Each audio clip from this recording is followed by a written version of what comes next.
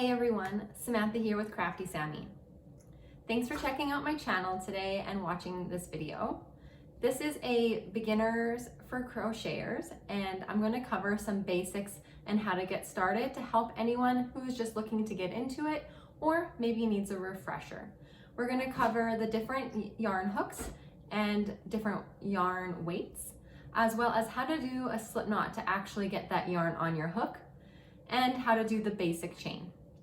If you hit that subscribe button, you'll be able to stay up to date on the other videos I release for how to do a single crochet, double crochet, and how to finish up a piece of work.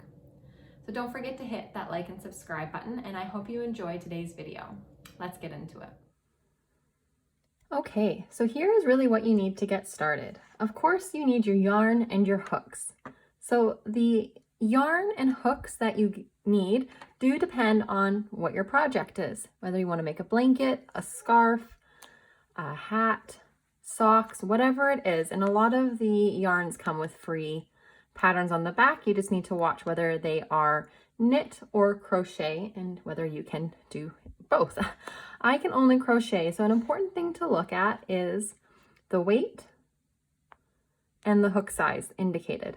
Now, the dye lot is also important if you're doing a large project and you're buying a lot of yarn at once, because sometimes the dye lots change. So if you don't buy enough yarn in one go, or there's variations in the dye lots, you may have slight color differences in your finished work. So make sure you always keep an eye on the dye lot. But when you're looking at your yarn and looking at what to buy, just keep an eye on that weight. So this one, we can see here is a 3 and it's lightweight and requires a 4mm hook or a US G6, where this one is medium and requires a 5mm or H8. So if we look at our hooks, these ones are, this is a boy, oops, same with, these are all the same kinds. And then this one is a Susan Bates. These are just aluminum hooks. And these are the types of hooks that I recommend getting. There are plastic ones out there, but I feel like these ones will be nice. You can also then go for ergonomic hooks or just regular hooks. And you can see that they're all different sizes. So this one here is a 4.25mm. So a little bit bigger than what this would have called for. But we can see that is a G6. So that would be able to work.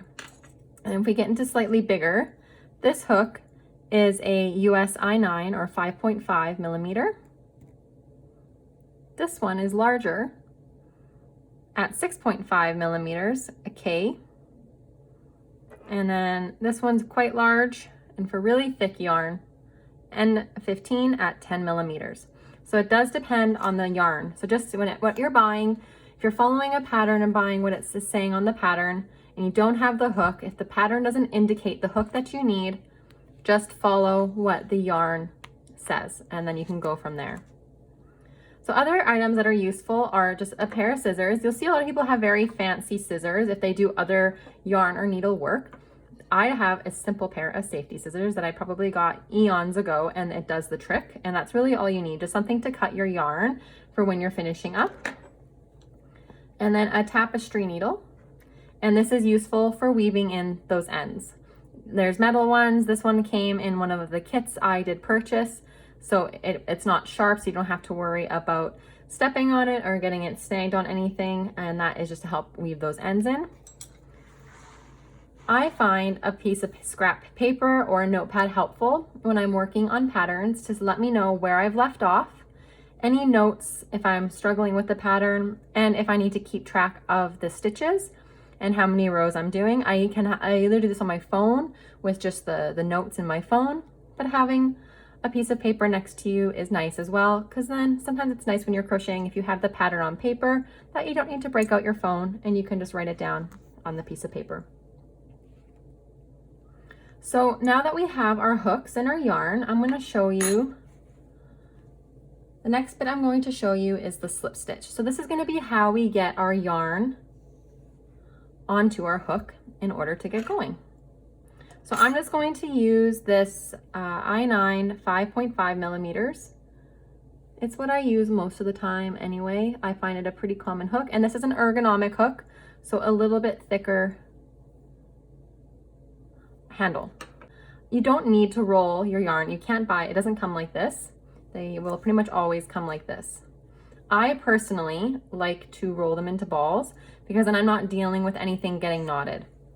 But if you don't want to do that, just take this sleeve off and then find your end.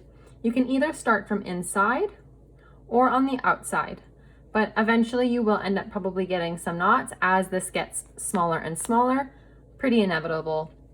And then you're gonna have to work on those. So I have also little crochet bowls where I can put my yarn, so they just kind of spin in there, keeps dog fur off of them, and I like that a lot better. So I just take the extra time to put mine into balls.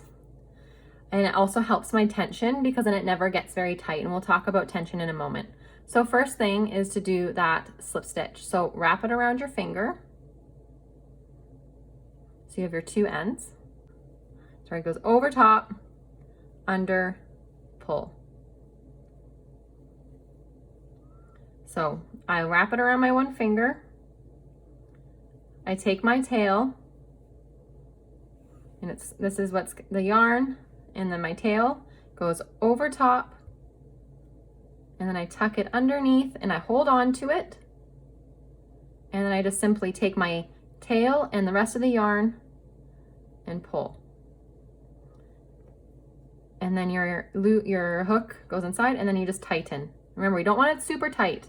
We'll talk about tension like I said, but just so it's on there and it can move around nice and easily. So one more time, I have my end. I'm holding the end in my hand, and I'm wrapping it from front to back and around, holding on to it with my index finger, taking that tail, I guess it's not my index finger, my middle finger is holding on to my index, my pointer finger, taking that tail, crossing it behind, grabbing onto that loop I just made, and then pulling. And then you can stick your hook in there and then just a small tighten to get it on there. And that's our slip stitch. So there's two methods of holding onto your hook. It's called a knife method, so how you'd hold on to a knife, or the pencil method, so how you would hold on to your pencil. I use the knife method, so that's how I'm going to show. So I'm usually holding it onto like this, and that way you can also hold onto your yarn as you work. Now, with this yarn, and I'm right-handed, so if you're left-handed, you're gonna have to kind of do everything a little backwards, but if you're right-handed, take your left hand, you swoop with your pinky, turn your hand, and then grab it,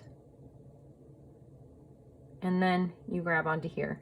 So do that, practice that a little bit, just getting used doing this, and don't worry about the tension, and then you can pull it, and that you can see how the yarn moves, just the opposite way.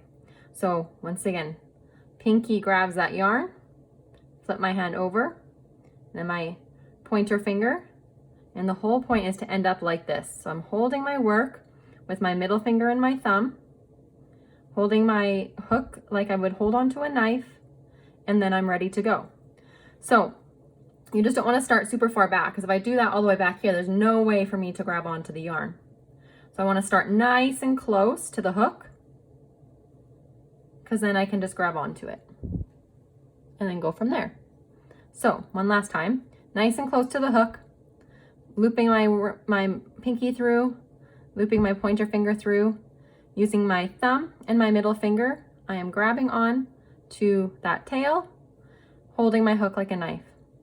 And now we're ready to go. And that's all there is to it. So get that slip stitch, get that hook in there, and then figure out how to hold your yarn. And this way the yarn just flows through. So now we're going to do a chain. And this is the basic stitch. Pretty much everything is just a variation of chains. That's kind of how I think of crochet.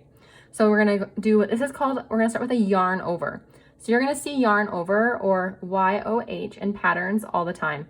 And that simply means going clockwise with your hand. So in a clockwise motion, I am looping behind, yarn over. That means the yarn is now over my hook. So once again, it's being held up. Your pointer finger holds that tension, behind, I've yarned over and then pull through. And this is what the pull through means. Bringing that loop that we just made through the loop that's already on the hook. And then we just pull, and there's a chain. So yarn over, pull through. Yarn over, pull through. And this hook's probably a bit big for this yarn. It is a bit big for this yarn, but I want you to be able to see the stitches. Pull through, pull through. And that's all you have to do. So what's important now is that you don't have it super tight. So if you aren't pulling through and you are pulling and you can't get the hook through, your tension is too tight. And what's going to happen, I can get them through and do some really tight ones. So you can see the difference in the tight ones. Your work is going to be pulling, and it's going to be very difficult. So we can see the difference. These ones are nice tensioned, a little bit of space. These ones are really tight. So eventually I'm going to come back down, and it's going to be a lot harder with a proper sized hook to do the stitches that I want. It's going to be really difficult to see them, because you can see this one's almost hiding because it's so tight. So to count your stitches, and it's impossible. I cannot get my hook into that one stitch. So make sure that you're not having super loose stitches, but it's not like that where you are unable to get your hook through. So I like to have it so it moves slightly, but you don't have a huge gap. If you're like this, too loose. So just tighten it by pulling on this end. I can see that there's no really space, but it moves nicely. And I can easily get my hook through. So what happens sometimes is you end up like this. So just pull back with your middle finger or your pointer finger, yarn over, pull through. And I recommend just starting with this. Get that tension right, just keep chaining. Worry about other stitches later, because this is your foundation. This is what everything is going to be built off of, is this first chaining row, and everything else, the single crochet, the double crochet, the half double crochet, is different ways of looping around, different yarn overs, and just different pull throughs and different chains. So being able to be comfortable with your tension and being consistent with your tension before you start a project will really help when you're going back through. And so and you just need to make sure that you're always pulling your yarn out, because if you're pulling on the yarn while you're stitching, it's going to affect that tension. Okay, so now we can see all of our chains. So you never work into here unless you have another stitch in between.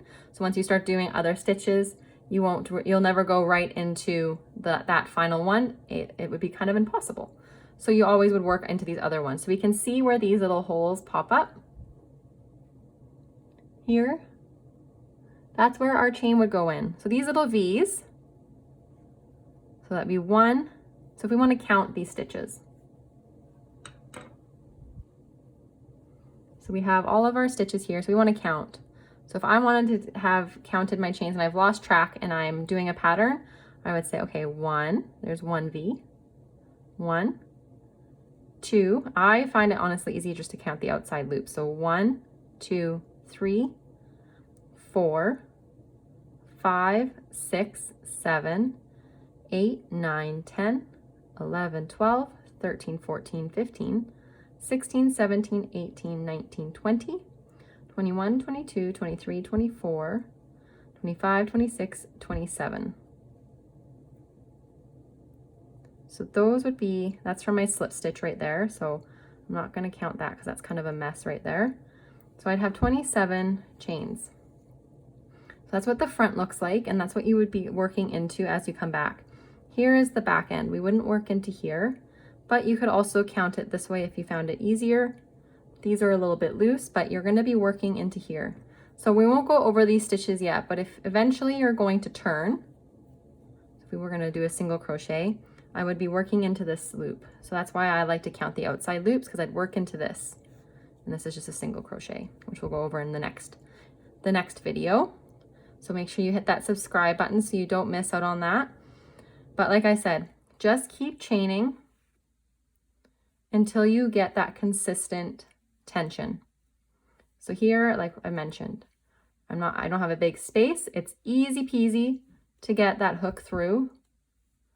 And then I have consistent chains across. Like I said, this hook's a bit large for that yarn. If we wanted to look at, so this is the 4 millimeters. If I go in to take this guy off, and then I can find my end.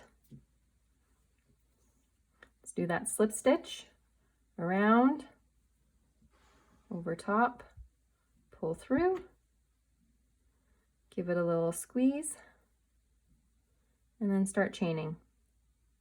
This is where it's important too, not to be too tight right off that slip stitch. 2, 3, 4, 5, 6, 7, 8, 9, 10. So there's 10 chains. And we can see how much better that looks with the proper sized hook. There's a little bit of stretch to this yarn, so you'll notice that other yarns, there's no give, and they can be pretty frustrating to work on, and that's when you really need to watch that tension. This has a bit of give to it, so it's a bit more forgiving. And then once again, I'm holding my hook like a knife. You can hold it wherever you want. I usually hold it right on that little groove.